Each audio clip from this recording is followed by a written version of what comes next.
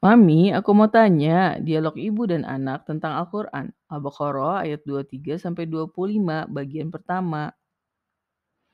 Setelah membahas tentang fungsi Rob di dalam kehidupan manusia, Allah Subhanahu wa Ta'ala membahas tentang apa, Kak? Tentang Al-Quran, Mami. Betul, Kak. Kenapa tentang Al-Quran, Mami? Ini kan senada dengan keimanan dengan yang gaib. Ayat 21-22 membahas tentang kegaiban, kan? Sumber informasi tentang kegaiban itu adalah Al-Quran, ya? Iya, seperti ayat 4 surat Al-Baqarah yang mencirikan keimanan pada apa yang diturunkan pada Muhammad SAW sebagai ciri dari orang bertakwa. Baca dulu Kak, ayat 23 surat Al-Baqarah. Wa in kuntum fi raibim mimma nazzalna ala abdina fa'tu bisuratim min mislihi wad'u syuhada'akum min dunillahi in kuntum shadiqin. Dan jika kamu dalam keraguan dengan apa yang diturunkan atas abdi kami, maka datangkan dengan surat dari semisalnya dan panggil saksi dari selain Allah Subhanahu wa taala jika kamu jujur. Bagaimana Kak? Kira-kira paham nggak? Ini membahas tentang orang-orang yang meragukan Al-Quran, Mami. Betul Kak, Allah Subhanahu wa taala ingin menghapuskan keraguan orang-orang tentang Al-Quran. Karena kita nggak akan bisa melangkah lebih jauh kalau kita ragu-ragu kan? Nah itu.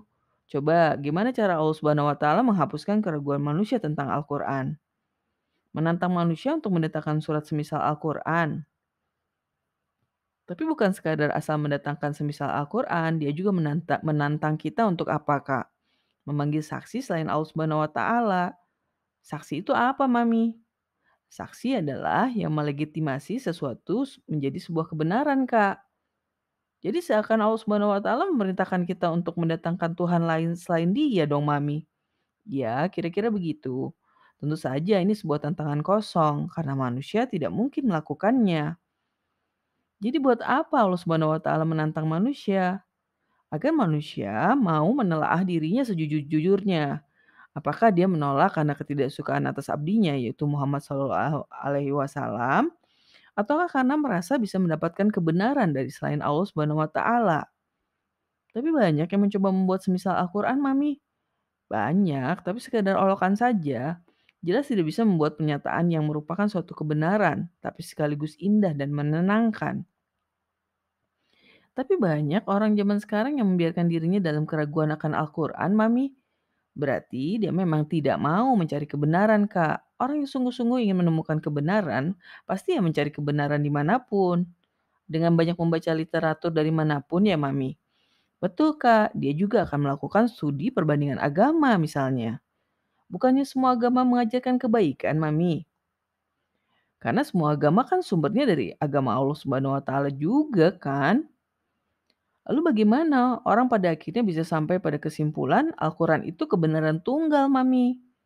Karena Al-Quran itu adalah buku world's bestseller, Kak. Masa sih, Mami? Bukannya kitab suci lain yang world's bestseller? Kitab suci lain kan banyak versinya. Kalau dikumpulkan memang bisa jadi mengalahkan jumlah cetak Al-Quran. Orang banyak bilang Al-Quran juga banyak versinya. Perbedaan minor pasti ada, tapi tidak signifikan, Kak. Maka kita bisa menyimpulkan hanya ada satu versi Al-Quran.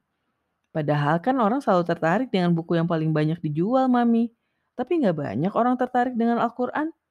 Karena Al-Quran memang bukan buku buatan manusia, Kak. Jadi agak sulit dipahami. Jadi gimana dong, Mami, cara memahaminya? Semua berawal dari keyakinan, Kak, tentang kebenaran Al-Quran itu sendiri. Pasti Allah Subhanahu wa taala akan membantu kita dalam memahaminya kan?